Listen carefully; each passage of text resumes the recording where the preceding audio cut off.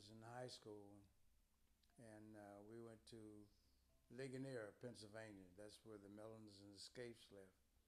And so we went to Ligonier to train. And that's when I met her. I saw this beautiful girl in a circle. She had a beautiful tan and everything. And I told the bus driver to stop this bus. Then I met her. And I said, oops, I'm sorry. I said, oh, I thought you were colored because she was tan all over, you know. She was beautiful. You couldn't tell any difference. This was in July. And she said, no. She said, I'm Syrian. I said, well, that's okay. And we started. It must have been 1949, something like that.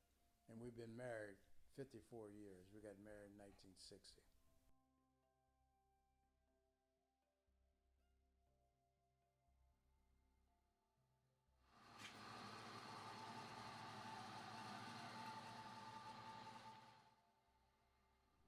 The piece that you're looking at here, this is actually a 9-foot woman.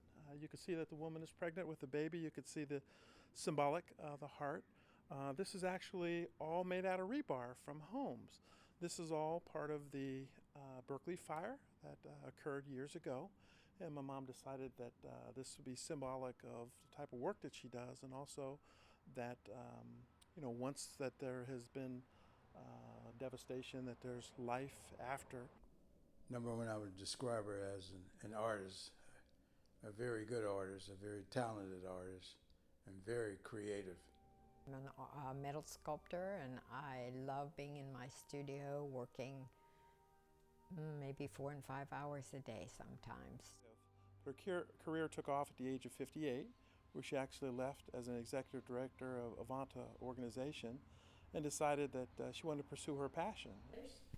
I like working with wrecked automobile parts because they're already painted, and when you hit the heat and cut up the pieces, the paint up from the automobile crinkles up and makes an interesting design. In our family, you had to make a living. You couldn't make a life, so my dad insisted we take academic courses always. I've never taken an art course in my whole life. My brother is a goldsmith, and he uses the exact same equipment, the oxygen and acetylene torch.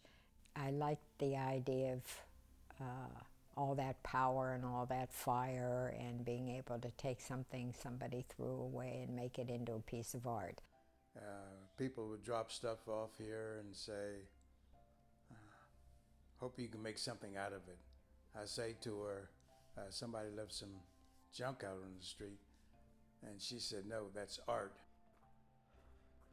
Piece that I want you to look at, it's really behind the shelf, but take a look at it as you see the whole piece. Tell me what you think it is, and then I'll go ahead and describe it once you got a chance to view the whole thing. What this actually is, this is actually a bench, and this piece is made out of muffler parts, car muffler parts, and these are actually the parts of the muffler that have been welded together. This is kind of a tiki torch, that's what the eye is. And now we're looking at the mouth. These are all muffler parts, car parts that were all welded together. Can she see something out there, a wrecked car or something? She said, go over there and see what they have, you know. So I would go over and take a look. I said, oh, just some junk over there. She said, no, that's probably art. She said, I'll go with you. And then we go together, and we end up bringing stuff, put it in our trunk, and bringing lots of junk back, I call it, but she calls it art. And that's how she sees it. And she's definitely looking at stuff that she can recycle. This is actually an angel, and the artist's vision from this is actually hot water, metal that's used from a hot water heater. She used oxyacetylene torch to cut the strips of metal, formulate the angel, and this is in the artist's front yard, and she gets a lot of comments about that. And this is actually all car parts that she's actually welded together with the oxyacetylene torch. Oxyacetylene torch gets about 6,000 degrees. That's even hotter than the sun. And she actually, you can kind of take a look at this as a radio of a car. And this is actually where an accident had occurred. So she actually welded these pieces together to formulate, and she used automobile paint to paint this structure when it was all done.